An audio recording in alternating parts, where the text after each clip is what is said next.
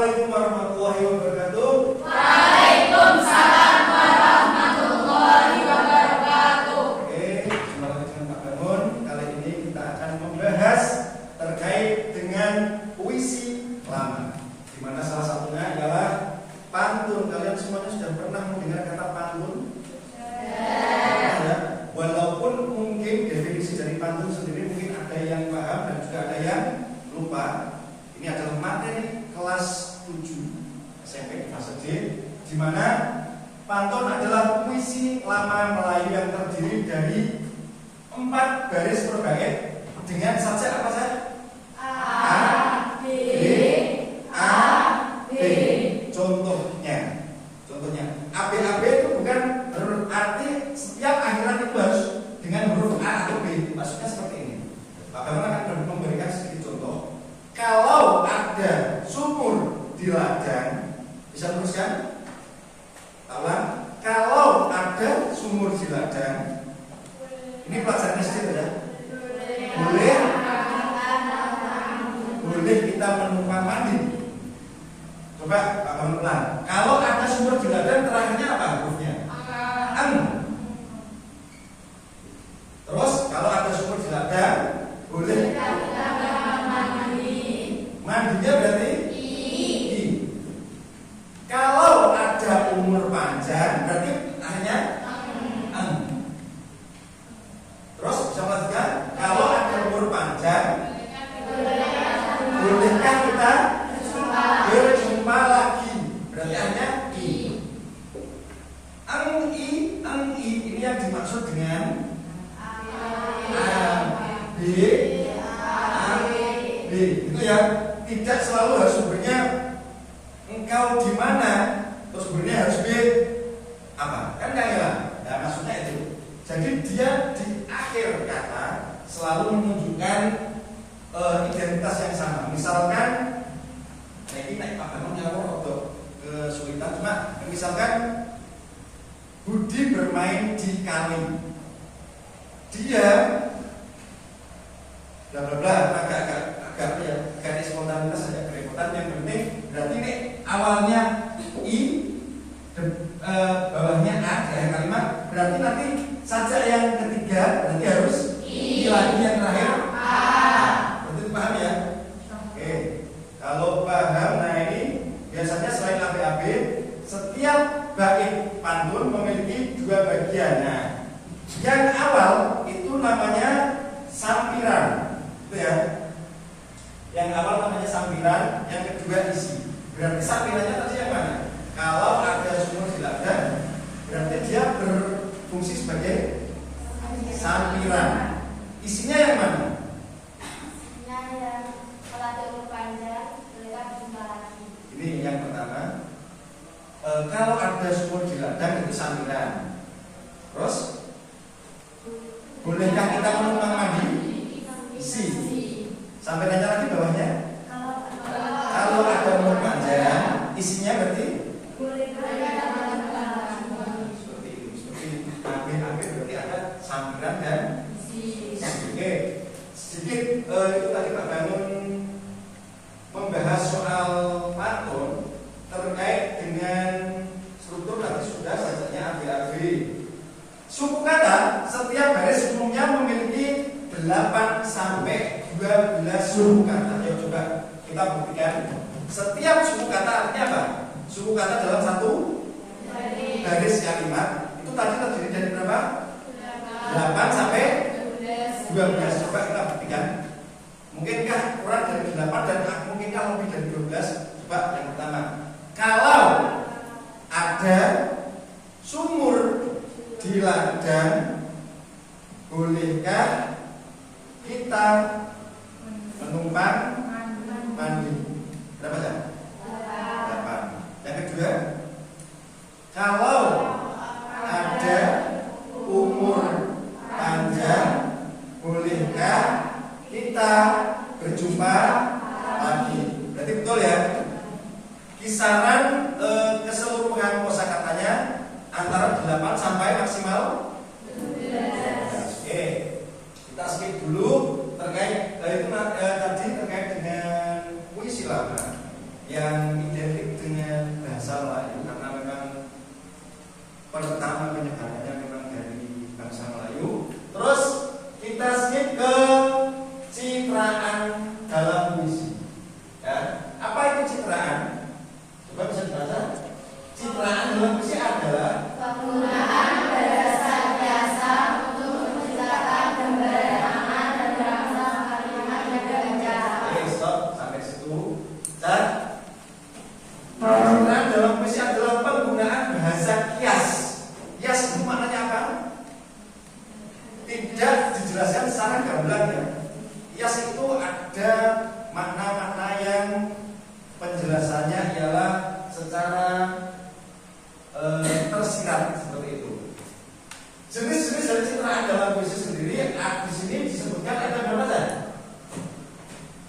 Kita awali dari yang pertama, citraan penglihatan atau visual, di mana citraan penglihatan ialah menggambarkan objek atau pemandangan sehingga pembaca seolah dapat melihat. Sebagai contoh, dipandang mataku yang nampak hanya pecahan rembulan. Di sini unsur dasar penglihatannya di mana? Di pandang mataku. Paham ya? Sekarang kita ke citraan yang kedua yang berkaitan dengan pendengaran atau auditori. Membangkitkan pengalaman suara, bunyi atau keheningan bagi pembaca. Sebagai contoh, apa saja? Suara burung sebagai tanda keberadaannya. Suara burung sebagai tanda keberadaannya. Di sini unsur utama dalam citraan pendengaran mana? Suara burung. Nah, bisa dipahami? Selanjutnya kita ke citraan perabaan atau taktil. Yakni memberikan sensasi sentuhan seperti kasar, halus, panas atau dingin. Sebagai contoh, menyentuh-nyentuhkan pipi dan bibirnya di rambut dahi. Atau misalkan dengan contoh lain, kuusap langit-langit yang petang itu sehingga hujan pun turun. Unsur utama perabaannya di mana? Kuusap ya, dari usap itu. Kemudian kita lanjut ke citraan penciuman atau olfaktori, yakni menggambarkan bau atau aroma, baik yang harum maupun yang tidak sedap. Sebagai contoh, bau darah dan harum, misalkan dengan kata-kata yang tersirat, misalkan dalam puisi seperti ini. Kucium aroma nafasmu yang menggelegar di antara siang dan malam yang tak ku mengerti. Itu artinya apa? Dia kata-kata tersirat atau kias yang tidak dengan serta-merta kalian mampu pahami. Seperti itu. Selanjutnya ada citra pengecapan atau kalau misalkan kata-kata yang di dalam Quran ini kalian pasti masih agak apa? Tapi yang penting kalian mampu memahami kata-kata yang di awal ini. Terkait dengan pengecapan, menghasilkan rasa seperti manis, pahit atau pedas. Contoh di sini pahit yang dirasakan di mulut. Coba ada yang bisa memberikan contoh terkait dengan citraan pengecapan? Pedasnya mulut tetangga, boleh tidak? Boleh tidak? Unsur pengecapannya di mana? Pedas. Contoh lain bisa? Ada yang bisa? Ada yang perasaan dan pedas sedang kecil, sedang pahit, harus sudah kasih punya pahit. Yang bisa menentukan? Karina? Tidak apa-apa, silahkan. Yang bisa silahkan. Tidak ada semacam hukuman untuk salah. Kalian itu lebih baik menjawab salah daripada diam sama sekali. Yuk coba menggunakan kata-kata pengecapan dalam citraan. Boleh menggunakan kata pahit, manis, pedas, asin. Ketika kamu bahagia, kira-kira di antara empat kata itu yang mewakili apa? Manis. Contohnya, ayo katakan. Tidak ada masalah saat ini ya, silahkan. Manisnya perkataan dari itu. Terus lagi, manisnya perkataanmu di hari itu membuat hatiku. Nah, misalkan, ayo, ada lagi, Cak, bisa menggunakan unsur ini menyesuaikan dengan perasaan kalian, dengan anak dia seperti itu. Ada yang perasaannya sedang kecut dari ini. Semenjak aku melihat dia dengan wanita lain, hatiku serta senyumku merasa kecut sekali. Maknanya apa? Kecut itu apa? Kecewa. Seperti itu ya. Contoh lain, silahkan. Tadi Aizatul sudah benar. Yang lain, bisa? Ada yang merasa hatinya pahit atau senang atau sedih yang lain? Silahkan. Tapi yang pasti paham ya. Paham? Coba kasih contoh satu. Bisa? Gini.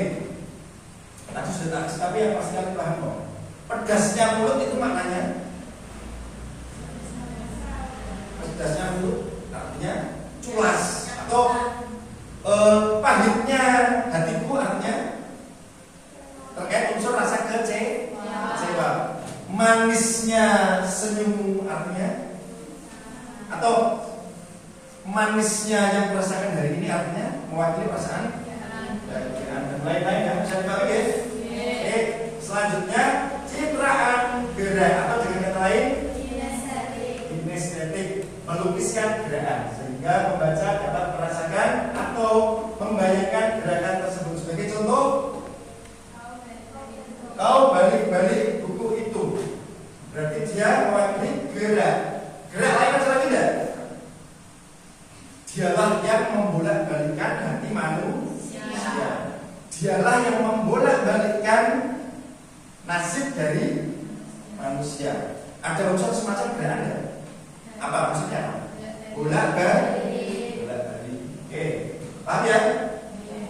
Kemudian yang terakhir ada citraan perasaan atau organik, di mana menggambarkan emosi atau perasaan batin. Contoh, aku gelisah. Bisakah kalian melengkapi kalimat ini? Gelisah menjadi kalimat agak panjang atau kalimat utuh? Silakan. Mudah ya, maksudnya ya. Aku gelisah karena bla bla bla bla seperti itu. Oke, segitu dulu untuk hari ini. Mungkin ada yang mau ditanyakan?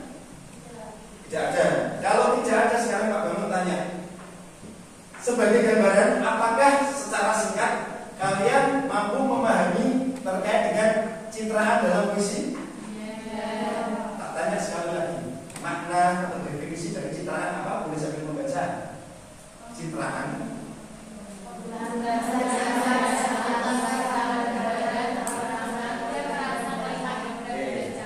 citraan dalam puisi adalah penggunaan bahasa kiasan untuk menciptakan gambaran angan, ya, gambaran angan. Jadi kalian bisa berangan-angan dengan atau memahami kata itu meskipun kata itu kias atau tidak kata sebenarnya. Kata kias dalam bahasa Indonesia disebut juga dengan apa saja? Ada yang tahu? Ada yang tahu? Dalam bahasa Indonesia itu ada istilah khusus untuk makna kias dan juga makna sebenarnya. Ada yang tahu? Kalau makna kias itu maknanya konotatif, sementara untuk makna sebenarnya disebut dengan denotatif. Pak Bambang akan melanjutkan materi yang ini tadi. Gitu ya. Baiklah, kita akhiri pertemuan kita pada siang kali ini.